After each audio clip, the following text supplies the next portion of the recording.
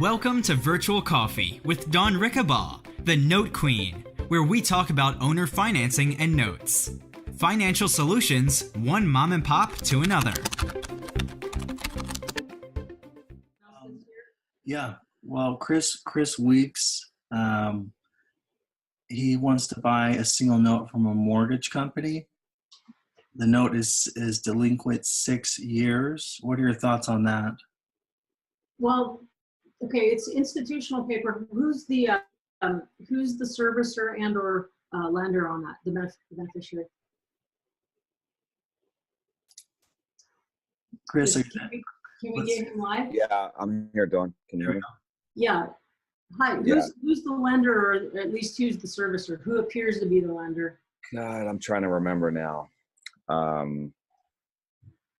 My wife might know. If you want to hold 30 seconds, I can go ask her. No, it's okay. Okay. The point I'm making, if it's one of the bigger banks, the thing is they just don't sell off onesie twosie. Even if you're dealing with the short sale It's department, not Bank of America or anything like that. And we've been trying to do a short sale for 6 years now with them, but they don't ever send us the package. And I think if they're a smaller regional bank or something like that, it's smaller, yes. Okay, so then you might have a shot at it, but typically it's really like it's just really like pulling teeth. You would think it's obvious why can't the short sale department, if they can process a short sale on the asset, why can't they just sell the note at a discount? To me, it seems like so brain dead, but that's not apparently how it operates. A lot of times these notes are tied up in pools, and depending on the numbers that the bank is looking, sometimes they can't afford to realize a loss on their books for that month based on whatever their guidelines are. And a lot of times, like I said, they're sort of locked up in pools that have already been sold. This one's been sold twice, I think. Right. So it's really, really, really hard to buy a one-off note from an institution. The chances are better, I understand, if it's small, but I have yet to try to. Well, that's not true. In the early days when I was getting my brain damage as a real estate agent and doing short sales, I did try. That's why the gray hairs. Yeah, I did the same thing for years. I did it as an investor too, and it was right. And I tried to get to buy the note, but that ended up being the only time it was successful. I think it happened once, was where it was Bank of America that had agreed to sell the borrower, take a short payoff only to the borrower.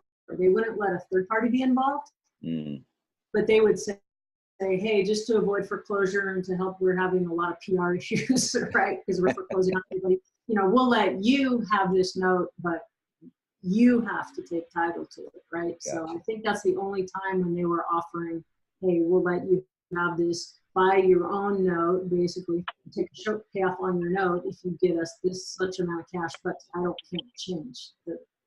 So that's all I have on that. Is super tough to get that to happen. I figured that. I hadn't looked at it in years, so I thought you might have some new insight on it. It's a pretty big discount because the note's for like $120 and it's probably only worth about $45 now. So, yeah. So, it's just, and there again, I am not in that industry day in and day out, so I wouldn't say that I'm the best definitive answer, but, I'm always like, just when I was at this women conference last weekend, the gals that are in it, I said, hey, what's the word on the street? And, and how's it going? And basically, you still have to buy in big tranches to get the pricing, but even now the pricing is insane. I mean, they're saying we have to change our strategy. We've kind of pulled back from what we're buying right now, slowed down and changed. We need to source them differently or better or more directly, because it says we refuse to buy a non-performing tape for 75 cents. That's crazy. I mean, I don't even buy a performing note at 75 cents. No.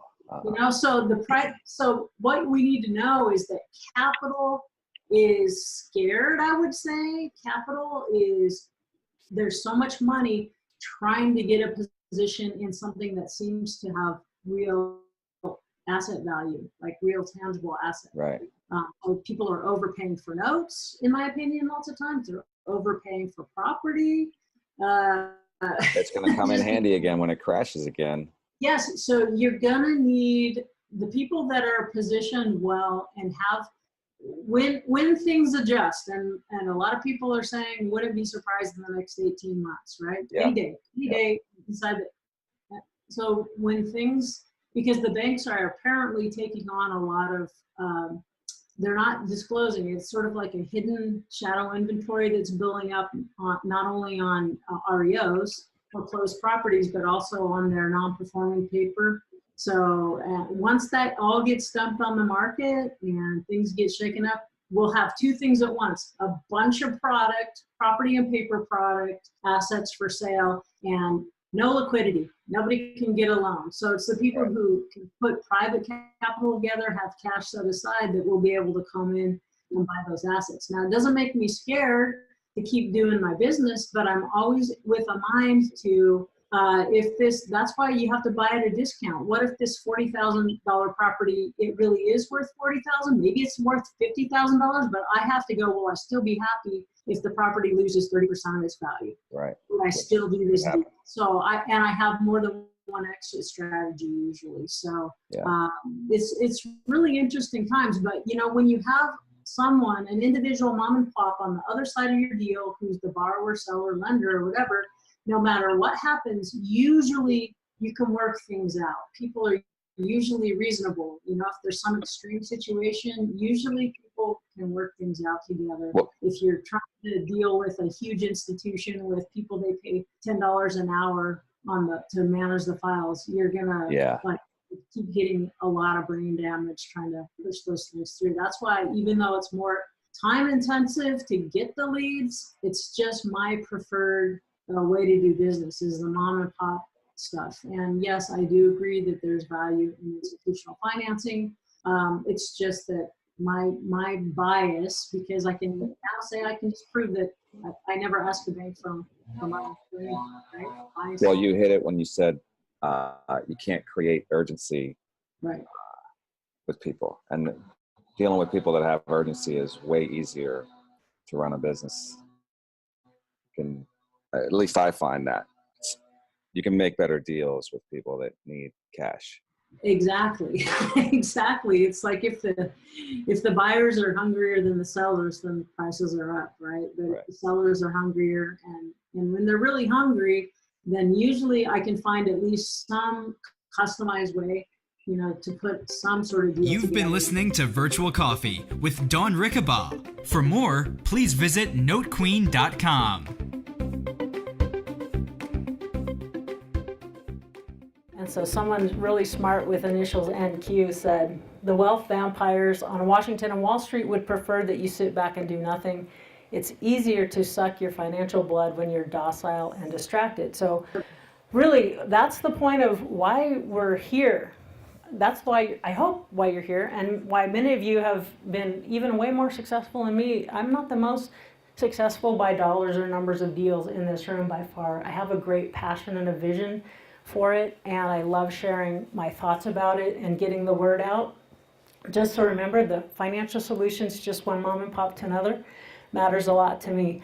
And so you're here to learn how to not pay the government any more taxes than you have to, and also take charge of your own financial future.